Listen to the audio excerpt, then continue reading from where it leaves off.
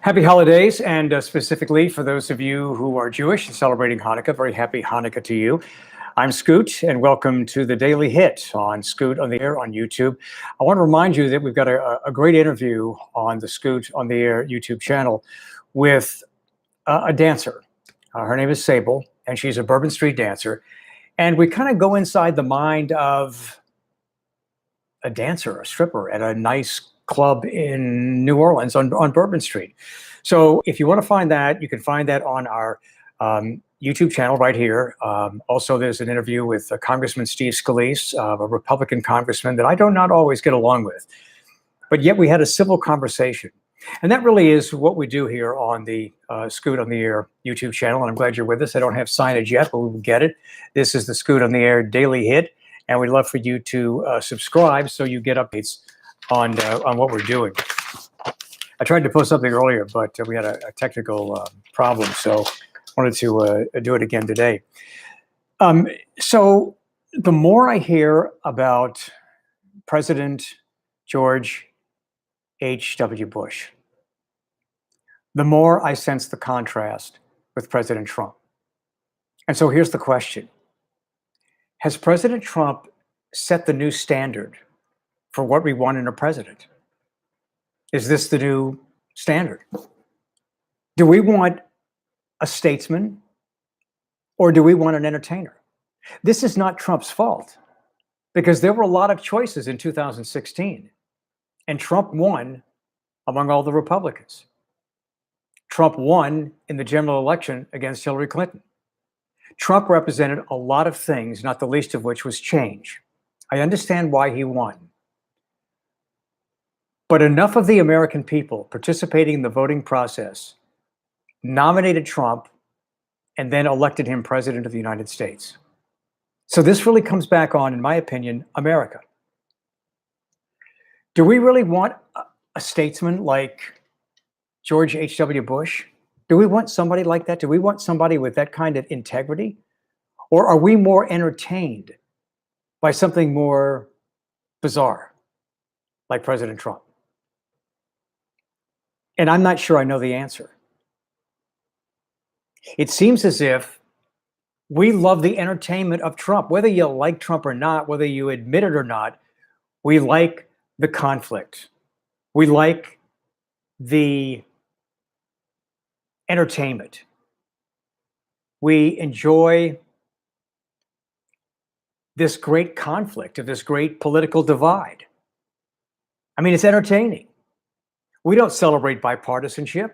We all say we want it, but we celebrate the conflict. And the politicians represent the people. They reflect the people.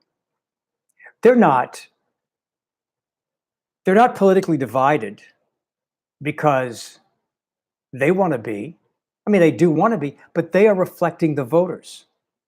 They're that way because of us, because we're essentially, whether you realize it or not, we're telling them that's the way we want them to be. Maybe not you or me, but that's the general message. And so we want the politicians who represent us to stand up for our side, for our political territory. We want that over bipartisanship. So I wonder if the new standard has been set, not by President Trump, but by the American people. We're more interested in entertainment than in anything else. We want distraction. We want to be entertained. And whether you like him or not, this is entertaining. I mean, there's something to watch and hear every single day. So it's not Trump setting the new standard. It's the American people setting a standard. I wonder if we're going to continue down this path, because if you start thinking about some of the people who are talking about running for president, Oprah, The Rock, that guy Michael Avenatti, who was Stormy Daniels, the porn star's attorney. So what, he spends a lot of time in the media and suddenly he's talking about running for president in 2020? Are you kidding me? He's now decided he's not going to, but seriously, I mean, is that all it takes? Spending a little time on television? I know he's a businessman, but he's also an entertainer, and he's a great showman. That's why Trump is president of the United States. And so, will Trump set this new trend, or will things change? Will this country go back to wanting more dignity and integrity in the White House? Or are we satisfied with this more pedestrian mentality that thrives on conflict? I mean, conflict is one of the great elements in drama, in entertainment. And so that's part of what gets people's attention. So is that what we really want? Maybe. You can give me your comments here. Also, I think it's interesting that at the Illinois State House, there is now a satanic statue next to the nativity scene and next to a menorah. And the statue is titled, "Knowledge is the Greatest Gift." It's a satanic statue. But look, if you're going to allow a Christian and a Jewish symbol, then you have to allow everybody. And so the Satanic Temple had a right, brought up the point. So now the Illinois State Capitol grounds, there's a satanic statue. So the question is, would you be willing to give up Christian and Jewish symbols to prevent a satanic statue from being on government property? Our Constitution says that, well, it's not in the Constitution, but we have this freedom of expression, and the government is to not show support for promoting any religion. So there should be no religious symbols on government property, and I'm okay with that. But there are a lot of Christians that want those Christian symbols there. Well, if you allow that, then you have to allow the other symbols as well. Also in the news, a woman who was a teacher at a Catholic high school in Pennsylvania was fired because she's pregnant. She's pregnant and not married. And she doesn't plan on getting married. And so the school, which has a conduct code, and schools have this, and especially Catholic schools and religious schools, they have conduct clauses in contracts. In fact, a lot of companies have conduct clauses in contracts. So they fired her. But here's what I find really ironic. So the Catholic diocese fires this woman because she got pregnant. If she would have gotten an abortion, would she have kept her job? They would have never known. And so maybe that was a teaching moment. Like, you know, you can talk about abstinence all you want, but people are going to have sex. And some people have sex and there's no consequence. For some people, there is. Sometimes it happens in high school. Sometimes it happens unexpectedly as an adult. But there are a lot of people doing the same stuff that leads to pregnancy, but only some people get pregnant.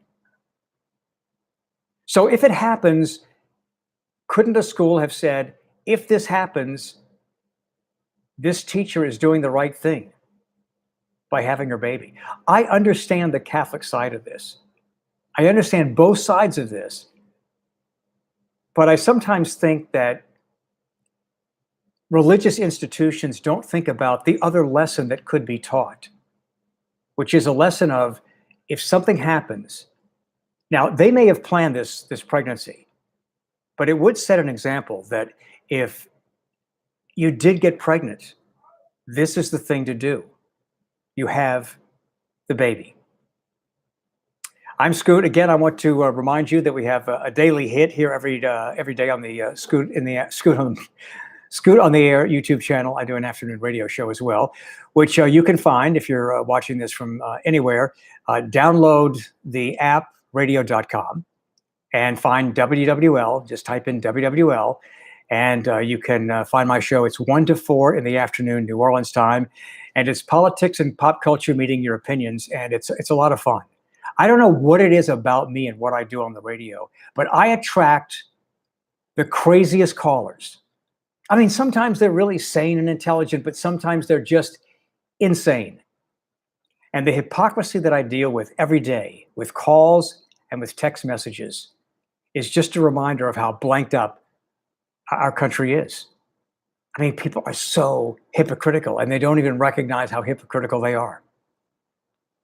And the facts don't matter. It's what people want to believe are the facts that matters today. And so it's really a mess. But you know what? I have fun doing the show every afternoon, and I have fun doing these daily hits. And about once a week, we're going to have an interview show. Again, my first one was with Republican Congressman Steve Scalise. He was a congressman who was shot. I don't agree with Steve Scalise on a lot of things, but we show that you can have a civil conversation with people you disagree with, which is something that is rare today. So I love that interview. And then I also interviewed Sable, who is a stripper, a dancer in the French Quarter. And she is intelligent, articulate, and breaks the stereotype that a lot of people have of dancers in clubs on Bourbon Street. And that was the purpose. And she has a lot of interesting things to say about raising the stripping age from 18 to 21, about the politics behind the police raid, about the relationship between stripping and sex trafficking. And the relationship is, there's no relationship.